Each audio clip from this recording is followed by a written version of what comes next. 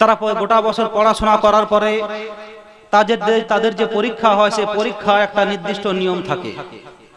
সেই পরীক্ষার একটি সিলেবাস বাঁধা হয়, সেই সিলেবাসের ভিত্তিতে তাদের পরীক্ষা নেওয়া হয়। আবার সেই সিলেবাসের উপর থেকে কতটা কিভাবে প্রশ্ন আসবে তার প্যাটার্ন, তার নিয়মকে বলে দেওয়া হয় আগে থেকে।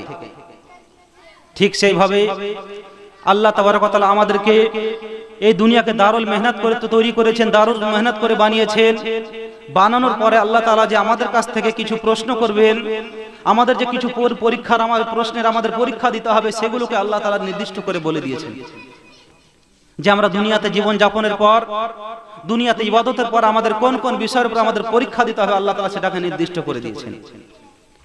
আর সেই পরীক্ষাটি হবে দুই জায়গাতে। প্রথম পরীক্ষা আমাদের কাছ থেকে হবে, সেটা হবে কবরের মধ্যে। আর দ্বিতীয় পরীক্ষা হবে কাল কিয়ামতের ময়দানে। তো যে প্রশ্নগুলি করা হবে, দুনিয়ার পরীক্ষার নিয়ম হলো যে আমাদের শুধু সিলেবাস বলে দেওয়া হয়, কোন চ্যাপ্টার থেকে কোন চ্যাপ্টার পর্যন্ত পরীক্ষা হয় এটা হবে, এটাই বলা হয়। আমাদের বলা হয় না যে অমুক প্রশ্ন দেওয়া হবে, সেই প্রশ্নের উত্তর কি হবে সেটাও বলে দেওয়া হয়। এইরকম কোনোদিন আমাদের পরীক্ষা হয় না। কিন্তু মহান রব্বুল আলামিন আমাদের উপর ইনসাফ, আমাদের উপর রহম, আমাদের উপরে দয়া, যে তিনি আমাদেরকে এটাও প্রকাশ্য করে দিয়েছেন যে আমাদের কোন সিলেবাস থেকে কোন প্রশ্নকে ধরা হবে আর সেই প্রশ্নের উত্তর কি হবে সেটা আল্লাহ তাআলা আমাদেরকে দুনিয়াতেই বলে দিয়েছেন। কিন্তু ব্রাদার ইন ইসলাম, যখন ওই পরীক্ষার সময় আসবে তখন আমাদের ব্রেন কাজ করবে না। সেদিন আমাদের কাজ করবে তো আমাদের অন্তর কাজ করবে, আমাদের কলব কাজ করবে। আমরা যদি কলব থেকে সেই প্রশ্নের উত্তরগুলোকে আমরা যদি মুখস্থ করে নিয়ে যাই, আমরা যদি সেই পরীক্ষা গুলোকে অন্তর থেকে যদি আমরা উত্তরগুলোকে মেনে নিয়ে যাই, তো অবশ্যই আমরা সেদিন উত্তর দিতে পারবো। সেদিন আমাদের ব্রেন কোনো কাজ করবে না যে আমরা ভেবে চিন্তে উত্তর দিব, সেভাবে হবে না।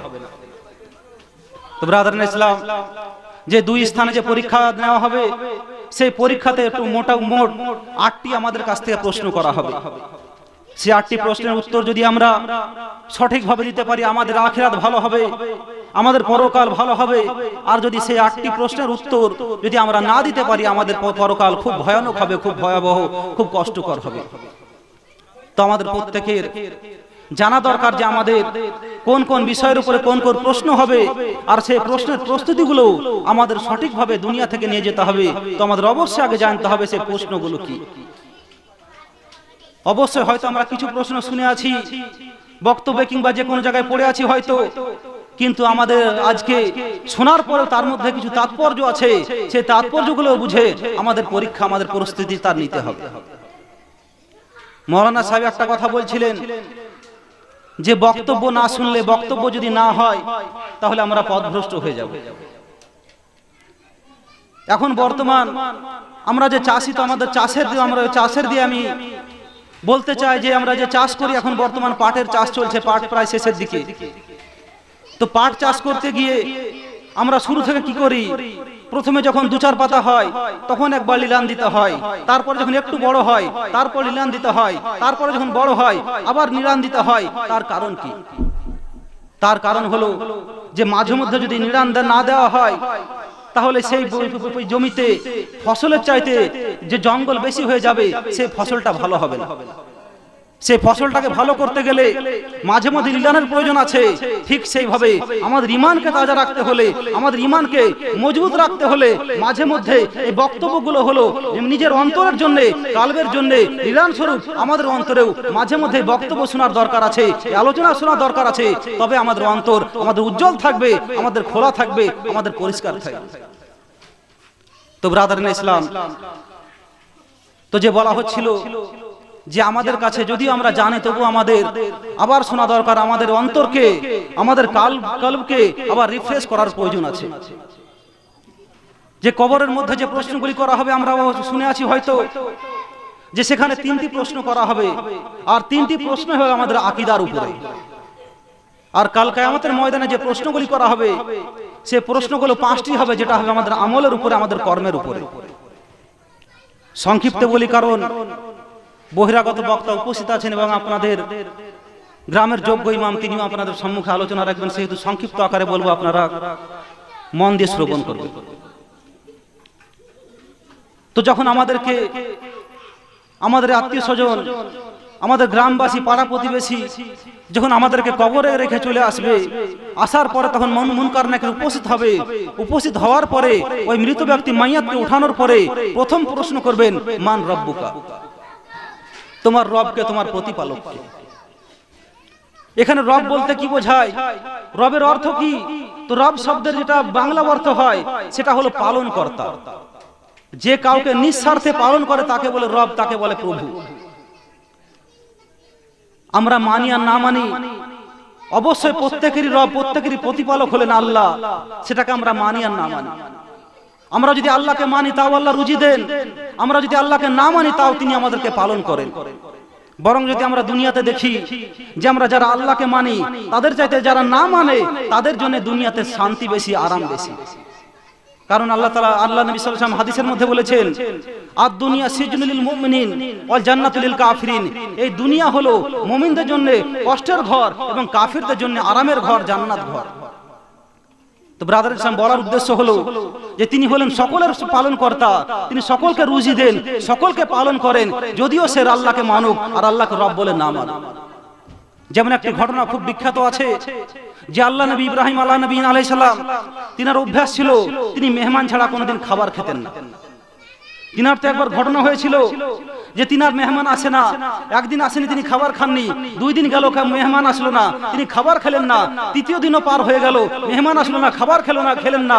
অতঃপর শেষ পর্যন্ত আল্লাহর নবী, আল্লাহর ফেরেশতা জিবরিল আমিন দেখলেন যে যতক্ষণ পর্যন্ত কোনো মেহমান আসবে না ততক্ষণ পর্যন্ত এই নবী খাবার খাবেন না। তো আমি মেহমান আকৃতিতে তিনার বাড়ি যাই, মেহমান হয়ে যায়, তিনি যেন আমার সঙ্গে খাবার খান, এই ভেবে তিনি মানুষ আকৃতিতে ইব্রাহিম আলাইহিস সালামের বাড়ি এসেছিলেন। আসার পরে তিনি মেহমান রূপ নিয়ে বাড়ি আসার পরে ইব্রাহিম আলাইহিস সালামের সঙ্গে তিনি খাবার খেয়েছিলেন।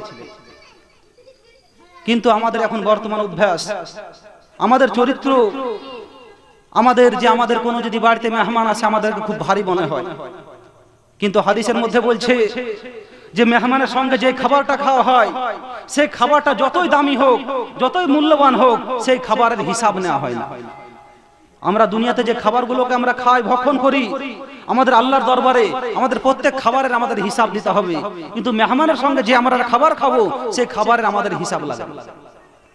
তো হযরত ইব্রাহিম আলাইহিস সালাম তিনার ঘটনা বিখ্যাত যে তিনি একদিন রাত্রির সময় তিনি বাজারে গেলেন ওই মেহমান খুঁজতে, যে মেহমান পাওয়া যায় কি, তাকে নিয়ে খাবার খেতে হবে। যাওয়ার পরে দেখলেন একজন 80 বছরের বৃদ্ধ লোক, সে ক্ষুধা আছে, ভুখা আছে, তাকে বাড়ি নিয়ে আসা হলো। বাড়ি নিয়ে আসার পরে খাবার পেশ করা হলো। খাবার আগেই প্রথমে বলা হলো যে হে ব্যক্তি, তুমি আল্লাহর নাম নিয়ে তুমি খাবার শুরু করো। তখন সেই বৃদ্ধ ব্যক্তি বলল যে আমি তো তোমার রবকে মানি না, বরং আমি মূর্তি পূজা করি, আমি মূর্তির নাম নিয়ে আমি খাবার খাবো। তখন ইব্রাহিম আলাইহিস সালাম বলেছিলেন যে তোমার সঙ্গে তো আমার কোনো আত্মীয়তার সম্পর্ক নেই, তোমার সঙ্গে তো আমার কোনো প্রতিবেশী সম্পর্ক নেই, আমার সম্পর্ক আছে তো আমি আল্লাহকে খুশি করার জন্য তোমাকে নিয়ে এসেছি, তো তুমি আল্লাহর নাম নিয়ে খাবে, তবেই তোমাকে আমি খাবার দেব। তখন সেই ব্যক্তি বলে উঠল যে হে ব্যক্তি, কয়েকটা লুকমার জন্য আমি আমার মূর্তি পূজাকে, আমার দেবতাকে, আমার রবকে আমি ছাড়তে পারবো না। তুমি খাবার দাও আর না দাও, আমি তোমার রবের নাম নিব না। নাম নিতে যদি হয় আমার মূর্তির নাম নিব, আমার দেবতার নাম নিব।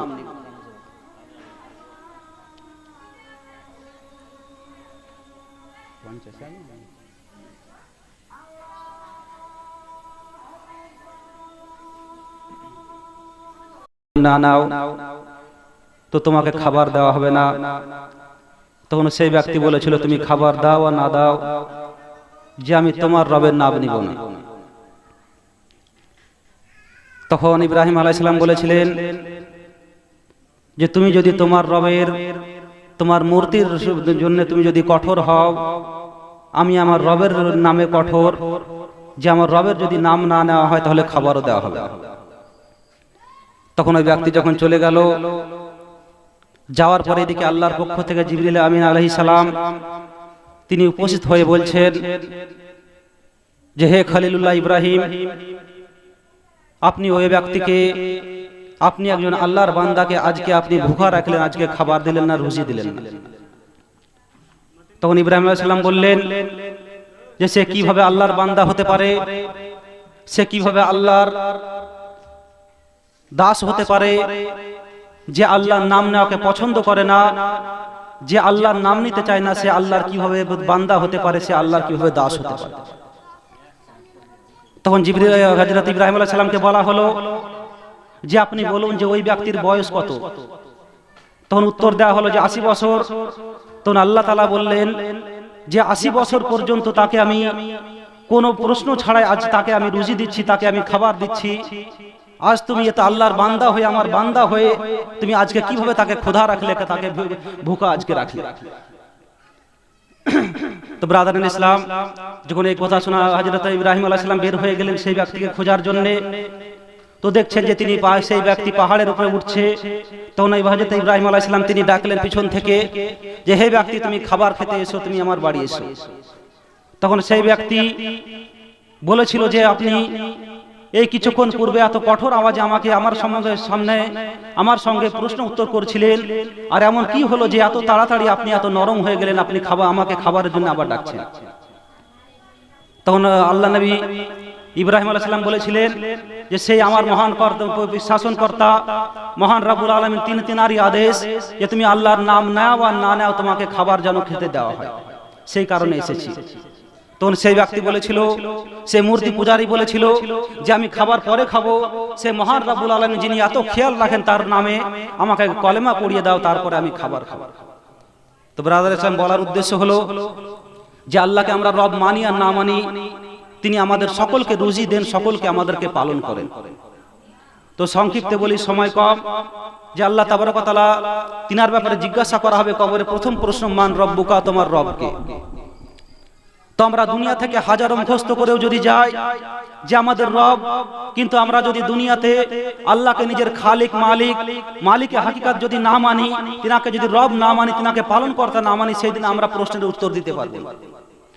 প্রশ্নের উত্তর দেওয়া তো দূরের কথা, যে আমরা সেদিন কি বলছে ফারিস্তা কি প্রশ্ন করছে সেটা আমরা বুঝতে পারবো। আমরা হাজারো যদি আরবি জানি, দুনিয়াতে আরবিতে আমরা যতই মহারত রাখি, সেদিন যখন প্রশ্ন করা হবে সেদিন আমরা প্রশ্ন বুঝতে পারবো না। তো ব্রাদার ইসলাম, কিন্তু যদি আমরা কোনদিন আরবির যদি আমরা আলিফও না পড়ে থাকি, নাও জেনে থাকি, কিন্তু যদি আমরা মহান রব্বুল আলামিনকে নিজের স্রষ্টা বলে মেনে থাকি, খালিক বলে মালিক বলে যদি মেনে থাকি, যখনই আমরা প্রশ্ন শুনবো সঙ্গে সঙ্গে আমাদের মুখ দ্বারা, আমাদের জবান দ্বারা বের হয়ে যাবে রব্বি আল্লাহ, আমাদের রব হলো আল্লাহ।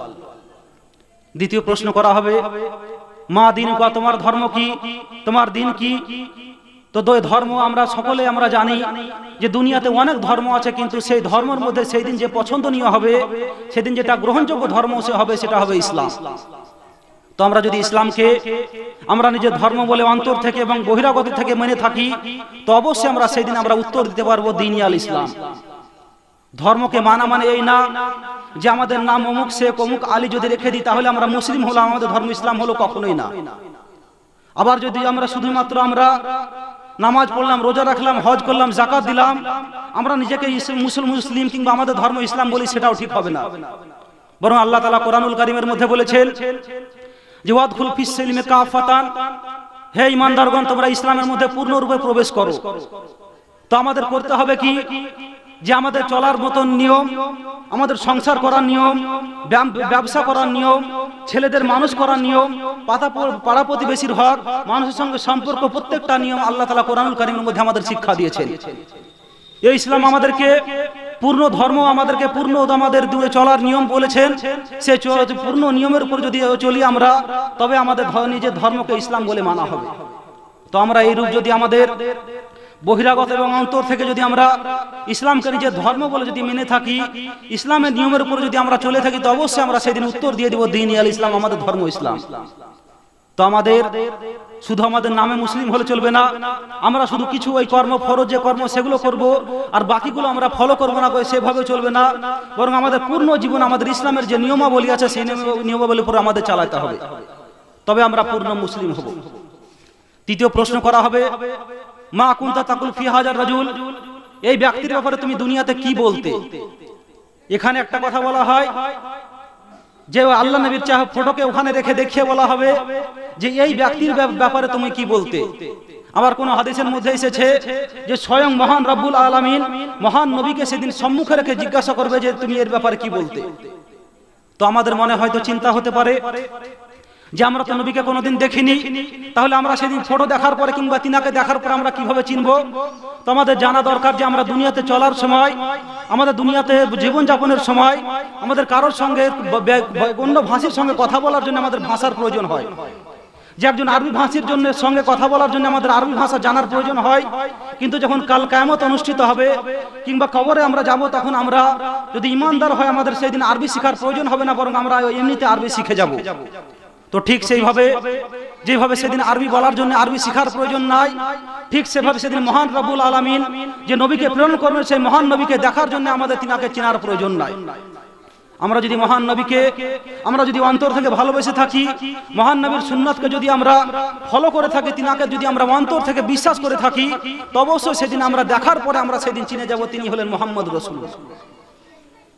যে আবু জেহেল মহান নবীর চরম শত্রু, যে প্রায় সর্বদাই নবীর জীবনে তিনি সে ছিল, অথচ সে আবু জেহেল নবীকে যখন দেখানো হয়েছিল তখন সে আবু জেহেল উত্তর দিয়েছিল, হাহা লা আদরি, এই ব্যক্তিকে আমি চিনি না। তার কারণ কি ছিল? যে ব্যক্তি এতদিন পর্যন্ত নবীকে দেখলো, এবার এমনকি নবীর চাচাও ছিল সম্পর্কে, সে নবীকে কবরে দেখার পরে চিনতে পারেনি। অথচ কয়েক শত বছর, কয়েক হাজার বছর পরে যদি নবীর আশিক হয়, নবীর উম্মতি হয়, সেদিন একবার দেখার পরে নবীকে চিনে যাবেন যে ইনি হলেন মুহাম্মদ রাসূলুল্লাহ। তো নবীকে চেনার জন্য আমাদের প্রস্তুতি নিতে হবে, যে আমাদের নবীর উপরে আমাদের অন্তর থেকে ভালোবাসা রাখতে হবে। নবীর যে সুন্নাতগুলো আছে, যে আদর্শ আছে, সেই আদর্শে আমাদেরকে আদর্শবান হতে হবে, সেই সুন্নাতগুলোকে আমাদের ভালোবাসতে হবে। সেই সুন্নাতগুলোকে যদি আমরা আঁকড়ে ধরে থাকি, যখন ওই প্রশ্ন করা হবে আমরা সঙ্গে সঙ্গে বলে দিব যে হুয়া মুহাম্মদ রাসূলুল্লাহ সাল্লাল্লাহু আলাইহি ওয়াসাল্লাম, ইনি হলেন আল্লাহর রাসূল মুহাম্মদ সাল্লাল্লাহু আলাইহি ওয়াসাল্লাম। তো ব্রাদার ইসলাম, এই কবরে যে প্রশ্নগুলি ছিল সেই প্রত্যেকটি প্রশ্নই ছিল আকীদার উপরে, আমাদের বিশ্বাসের উপরে। এমনকি বুখারী শরীফের একটি হাদিসের মধ্যে বলা হয়েছে যে তৃতীয় প্রশ্ন যেটি করা হয়েছে, এই একটি প্রশ্ন কবরে করা হবে, কারণ এই একটি প্রশ্নের মধ্যে তিনটি প্রশ্নের উত্তর পাওয়া যায়। তো যাই হোক, তিনটি করা হোক আর একটি করা হোক, আমাদের অবশ্যই এই প্রশ্নের উত্তরগুলি আমাদের দুনিয়াতে এমন জীবন যাপন করে যেতে হবে যেন আমরা এই প্রশ্ন যখনই করা হবে আমরা যেন উত্তর দিতে পারি। এই প্রশ্ন যখন আমরা উত্তর দিব, যদি আমরা দিতে পারি, তো আমাদের কবরের জীবন আমাদের ভালো হবে, আমাদের আরামদায়ক হবে, আমাদের জন্য জান্নাতের দরওয়াজাকে খুলে দেওয়া হবে, জান্নাতের খিড়কি খুলে দেওয়া হবে। আর যদি আমরা তার উত্তর না দিতে পারি, আমাদের যে ভয়াবহতা, আমাদের উপরে যে কঠোরতা, আমাদের কঠিনতা, এই কবর থেকে শুরু হয়ে যাবে। কারণ কবরই হলো যে আমাদের আখিরাতের প্রথম ধাপ। আমরা আখিরাত কি হবে আমাদের সেটা টের আমরা কবর থেকে আমরা পেয়ে যাই। তো ব্রাদার সাহেব, সংক্ষিপ্ত বলি যে তিনটি প্রশ্নের পরে যেমন কাল কিয়ামতে ওঠানো হবে, কাল কিয়ামতে দণ্ডায়মান করে আল্লাহ তাবারক ওয়া তাআলা আমাদের কাছ থেকে 5টি প্রশ্ন করবে, যে প্রত্যেক প্রশ্নগুলি হবে আমাদের আমলের উপরে, আমরা দুনিয়াতে কি কর্ম করে গেছি সেই কর্মের উপরে আমাদের প্রশ্নগুলি হবে। সেই প্রশ্নগুলি এখানে অনেক আরো মতভেদ আছে, মতবাদ আছে, যে এই হাদিসটি কয়েকটি হাদিসের কিতাবের মধ্যে আছে।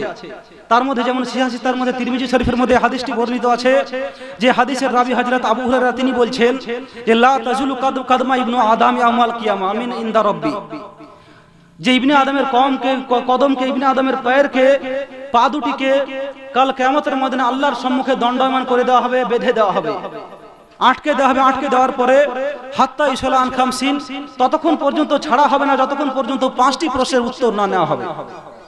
তো সেদিন দণ্ডায়মান করে আল্লাহ তাআলা আমাদের কাছ থেকে 5টি প্রশ্ন করবেন, আর সেই প্রশ্নের আমাদের কাছ থেকে সঠিক উত্তর নেবেন। আল্লাহর ইচ্ছা মতো যদি আমরা উত্তর দিতে পারি, আমাদের আখিরাত ভালো হবে, আর যদি আমরা আল্লাহর ইচ্ছা মতো উত্তর না দিতে পারি, তাহলে আমাদের আখিরাত খুব ভয়াবহ হবে। প্রথম প্রশ্ন হবে আন উমরিহি ফিমা আফনাহু, যে হে ইবনে আদম, হে আমার বান্দা, তোমাকে যে দুনিয়াতে আমি পাঠিয়েছিলাম, তোমাকে জীবন দান করেছিলাম, তো দুনিয়াতে থাকার পরে তুমি কি করেছো? সেই দুনিয়াতে যে থাকার পরে তোমার জীবনকে তুমি ভালো রাস্তায় ব্যয় করেছো না খারাপ রাস্তায় ব্যয় করেছো? তো ব্রাদারান ইসলাম, আল্লাহ তাবারক ওয়া তাআলা যখন আমাদের কাছ থেকে এই প্রশ্ন করবে, আমাদের জীবনকে যদি আমরা ভালো রাস্তায় ব্যয় করে থাকি, নেক কাজে লাগিয়ে থাকি, অবশ্যই আমরা আল্লাহর সম্মুখে সিনাকে চওড়া করে দিয়ে গর্বের সঙ্গে আমরা উত্তর দিব যে আমার দুনিয়াতে দুনিয়াতে জীবিত থাকার সময় আমার জীবনকে, আমার সময়কে আমি ভালো রাস্তায় ব্যয় করেছি, নামাজ পড়েছি, রোজা রেখেছি, হজ করেছি, যাকাত দিয়েছি, আত্মীয়দের সঙ্গে ভালো ব্যবহার করেছি, দান খায়রাত করেছি, এভাবে আমরা উত্তর দিব। অতঃপর আল্লাহ তাআলা আমাদের কাছে দ্বিতীয় প্রশ্ন করবেন, আন শাবাবিহি ফিমা আবলাহু, যে যৌবনের ব্যাপারে, হে ইবনে আদম, হে আমার বান্দা, তোমাকে যে আমি যৌবন দান করেছিলাম, তোমার জীবনের মধ্যে একটা কঠোর সময়, খুব মজবুতির সময়, খুব শক্তিশালীর সময় যে যৌবন, সেই যৌবনকে যে আমি দান করেছিলাম, তোমার সেই যৌবনকে তুমি কোথায় ব্যয় করেছিলে? এখানে একটা আমাদের প্রশ্ন হতে পারে যে প্রথম প্রশ্ন হবে জীবনের ব্যাপারে, আর দ্বিতীয় প্রশ্ন হবে যৌবনের ব্যাপারে। তাহলে কি যৌবন জীবনের বাইরে না জীবনের মধ্যেই? আমরা সকলে জানি যে যৌবন হলো জীবনের মধ্যেই, তাহলে আবার দ্বিতীয়বার আবার প্রশ্নের কারণ কি? তো ব্রাদার ইসলাম, মুহাদ্দিসিনগণ এই হাদিসের তাফসীর করেছেন, যেখানে দ্বিতীয়বার জিজ্ঞাসা করার কারণ হলো যে মানুষের মধ্যে, যে জীবনের মধ্যে যে যৌবনটা আছে তার গুরুত্ব অনেক বেশি। কারণ যৌবনের সময়তে সেই বান্দার গুনাহের করার ক্ষমতাও অনেক বেড়ে যায়, নেকি করারও ক্ষমতা অনেক বেড়ে যায়। তো সেই ক্ষমতা সরল সময়, সেই যৌবনের সময় কোন রাস্তাকে সে বেছে নিয়েছিল সেটাকে পরীক্ষা করার জন্য দ্বিতীয়বার প্রশ্ন করা হয় যে যৌবন সময়তে তুমি কি করেছিলে? তো আমরা যদি আমাদের যৌবনকে আমরা যদি ভালো রাস্তায় ব্যয় করে থাকি, আমরা যদি নামাজ পড়ে থাকি, রোজা রেখে থাকি, কিংবা আমাদের যৌবনের যে ক্ষমতা থাকে সেই ক্ষমতা দ্বারা যদি আমরা যারা অসুস্থ আছে তাদের সহযোগিতা করে থাকি, যারা দরিদ্র আছে তাদের সহযোগিতা করে থাকি, যারা কমজোর আছে তাদের যদি আমরা সহযোগিতা করে থাকি, আমরা আল্লাহর সম্মুখে সেদিনে উত্তর দিব যে আমার যৌবনকে আমি খারাপ রাস্তায় ব্যয় না করে আমার যৌবনকে আমি ভালো রাস্তায় ব্যয় করেছি, কমজোরের আমি সহযোগিতা করেছি, দরিদ্র ছিল তার সহযোগিতা করেছি, আমি ভালো রাস্তায় ব্যয় করেছি। তো অবশ্যই আল্লাহর কাছে এটা আল্লাহর পছন্দনীয় উত্তর হবে, তার দ্বারাতে আমরা মুক্তি পাবো। আর তৃতীয় প্রশ্ন করা হবে, আন মালিহি মিন আইনা ইকতাসাবাহু, যে হে ইবনে আদম, আমি তোমাকে দুনিয়াতে পাঠিয়েছিলাম, পাঠানোর পরে দুনিয়াতে অনেক উপার্জনের রাস্তা ছিল, কিছু ভালো রাস্তা ছিল, কিছু খারাপ রাস্তা ছিল। তো তুমি তো দুনিয়াতে উপার্জন করেছিলে, তুমি কোন রাস্তায় উপার্জন করেছিলে? ভালো রাস্তা থেকে করেছিলে না খারাপ রাস্তা থেকে করেছিলে? তোমার উপার্জনের মাধ্যমটা কি ছিল? তো ব্রাদার ইসলাম, আমাদের উপার্জনের রাস্তা যদি আমাদের সৎ হয়ে থাকে, যদি ভালো হয়ে থাকে, আমরা যদি রক্ত খাটিয়ে উপার্জন করে থাকি, সৎ রাস্তাতে যদি আমরা উপার্জন করে থাকি, আমরা আল্লাহর সম্মুখে উত্তর দিব যে আমাদের উপার্জন কোনো খারাপ রাস্তায় ছিল না, জুয়াতে ছিল না, লুটে ছিল না, ছিনতাই ছিল না, কোনো রকম জুলুম অত্যাচারে ছিল না, বরং আমাদের উপার্জন ছিল রক্ত খাটিয়ে। অবশ্যই আল্লাহ তাআলা আমাদের মুক্তি দিবেন, আমাদের আল্লাহ তাআলা আমাদের এই উত্তরকে অবশ্যই পছন্দনীয় হবে। আর চতুর্থ প্রশ্ন হবে, আন মালিহি ফিমা আনফাকাহু, যে হে আমার বান্দা, হে ইবনে আদম, তুমি যে দুনিয়াতে উপার্জন করেছিলে, আমি তোমাকে রুজি দিয়েছিলাম, আমি তোমাকে সম্পদ দিয়েছিলাম, তো সেই সম্পদগুলোকে তুমি কোথায় ব্যয় করেছিলে? এই সম্পদ আমরা পাওয়ার পরে সেটাকে যদি আমরা সঠিক রাস্তায় ব্যয় করে, সম্পদ আমাদের জন্য রহমত প্রমাণ হবে। আর সেই সম্পদকে যদি আমরা সঠিক রাস্তায় ব্যয় না করে থাকি, সেটা আমাদের জন্য জহমত আকার নিবে। তো আল্লাহ তাআলা সেদিন আমাদের প্রশ্ন করবেন যে তোমাকে সম্পদ দান করেছিলাম, সেই সম্পদকে তুমি কোথায় ব্যয় করেছিলে? তো আমরা যদি দুনিয়াতে সেই সম্পদকে যদি ভালো জায়গায় ব্যয় করে থাকি, যদি আমরা সেটাকে মসজিদ বানিয়ে থাকি, মাদ্রাসা বানিয়ে থাকি, কোনো অসহায়ের মেয়ের বিয়েও হচ্ছে না সেই বিয়ে দিয়ে থাকি, কিংবা কোনো অসহায়ের সহযোগিতা করে থাকি, এক কথা যদি আমরা ভালো রাস্তায় ব্যয় করে থাকি, সেদিন আমরা গর্বের সঙ্গে আল্লাহর সম্মুখে বলবো, হে আল্লাহ, তুমি যে আমাদেরকে সম্পদ দান করেছিলে, সেই সম্পদকে আমি খারাপ রাস্তায় ব্যয় করিনি, আমি কোনো জুয়াতে দিইনি, কোনো মদে দিইনি, কোনো নিশায় দিইনি, কোনো খারাপ রাস্তায় জেনাতে ব্যভিচারে দিইনি, বরং সেই সম্পদকে আমি সেই সম্পদ দ্বারা আমি তোমার ঘর বানিয়েছিলাম, তোমার নবীর ঘর বানিয়েছিলাম, তোমার নবীর ঘরে আমি সহযোগিতা করেছিলাম, অমুক অসহায়ের আমি সহযোগিতা করেছিলাম। তো অবশ্যই আমাদের সেই দিন এই উত্তর আল্লাহর কাছে পছন্দনীয় হবে। আর শেষ প্রশ্ন হবে, মাদা আমিলা ফিমা আলিমা, যে হে ইবনে আদম, তুমি দুনিয়াতে থাকার পরে তুমি অনেক জ্ঞান অর্জন করেছিলে, তুমি মিলাদ মাহফিলে জ্ঞান অর্জন করেছিলে, তুমি জালসা জুলুসে মাহফিলে জ্ঞান অর্জন করেছিলে, তুমি মাদ্রাসায় গিয়ে, মসজিদে গিয়ে, জুমার বক্তব্যে, বই পড়ে অনেক ভাবে তুমি জ্ঞান অর্জন করেছিলে। তবে সেই জ্ঞানের উপরে তুমি আমল কতটা করেছিলে? জ্ঞান আমাদের অবশ্যই অর্জন করতে হবে, তবে জ্ঞানের সঙ্গে সঙ্গে জ্ঞানটা আসল না, বরং জ্ঞানটা হলো আমল করার একটা মাধ্যম। সেই মাধ্যমের উপরে চলার পরে আমাদেরকে আমল করতে হবে, আমলটাই হলো আসল। তো আমরা জ্ঞান অর্জন করছি অবশ্যই। আমরা ইসলামের যে আহকামগুলো আছে মোটামুটি আল্লাহর রহমতে আমরা অনেকেই জানি, কিন্তু আমাদের অভাব যেটা সেটা হলো আমল করা। তো আমাদের অবশ্যই আমাদের শুধু ইলম রাখলে হবে না, বরং আমল রাখতে হবে, না হলে আল্লাহ তাআলা আমাদের সেদিন প্রশ্ন করবে, সেদিন আমরা উত্তর কি দিব। আমরা যদি সেই ইলমের উপর যদি আমরা ভালো আমল করে থাকি, অবশ্যই আমরা উত্তর দিব যে হে আল্লাহ, আমি যে ইলম অর্জন করেছিলাম, তুমি যে আমাকে ইলম দান করেছিলে, সেই ইলম দ্বারাতে দুনিয়াতে আমি তোমার পছন্দ মতো রাস্তায় চলেছিলাম, তোমার নবীর পছন্দ মতো রাস্তায় চলেছিলাম, তোমার নবীর সুন্নাতের উপরে চলেছিলাম, আমরা ভালো রাস্তায় চলেছিলাম। তবে অবশ্যই আমাদের এই উত্তর আল্লাহর নিকটে, আল্লাহর দরবারে পছন্দনীয় হবে।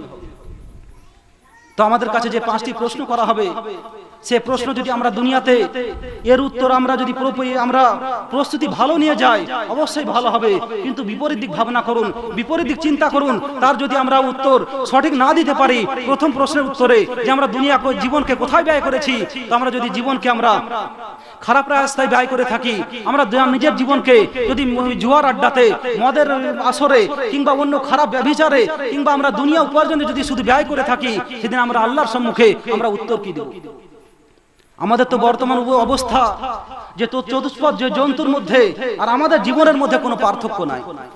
একটা চতুষ্পদ জন্তু সকালে খাবার খেয়ে বের হয়ে যায়, সে সারাদিন কাজ করে, সন্ধ্যায় খাবার খেয়ে আবার ঘরে ফেরার পরে আবার সকাল হয়, একই কাজে লেগে যায়। আজকেও ঠিক আমাদের জীবন সেই রূপ। আমরা সকালে কাজে বের হই, বের হওয়ার পরে কাজ করে আসি, সন্ধ্যায় আমরা খাওয়া দাওয়া করে শুয়ে যাই, আবার সকাল হয়, আবার কাজে যাই। কিন্তু এই কাজের মধ্যে যে আমাদের দুনিয়াতে আসল কাজ আছে, যে আল্লাহ তাআলা আমাদের ইবাদতের জন্য পাঠিয়েছে, সেটা আমরা ভুলে গেছি। তো ব্রাদার ইন ইসলাম, আল্লাহ তাআলা যেই জন্য আমাদেরকে দুনিয়াতে পাঠিয়েছেন, যে জীবন দান করেছেন, সেই জীবনকে আমরা সঠিক রাস্তায় আমাদের ব্যয় করতে হবে। আর দ্বিতীয়, আমাদের যে যৌবনের ব্যাপারে জিজ্ঞাসা করা হবে, সেই যৌবনকে যদি আমরা খারাপ রাস্তায় ব্যয় করে থাকি, যেমন আমাদের বর্তমান যুবকদের অবস্থা, শুধু যুবক না বরং বৃদ্ধদের এখন অবস্থা, যে মরণের আগের পর্যন্ত যে নামাজ পড়তে হবে এই ভাবনা নাই, বরং এমন পরিস্থিতি হয় যে নামাজ পড়বো করতে করতে তারই জানাজা পড়া হয়। কিন্তু ব্রাদার ইন ইসলাম, খাস করে যুবকদের বলবো যে প্রত্যেকের যৌবনের সম্পর্কে জিজ্ঞাসা করা হবে, তো এই যৌবনকে ভালো রাস্তায় ব্যয় করতে হবে। এই যৌবনের এমন ফজিলত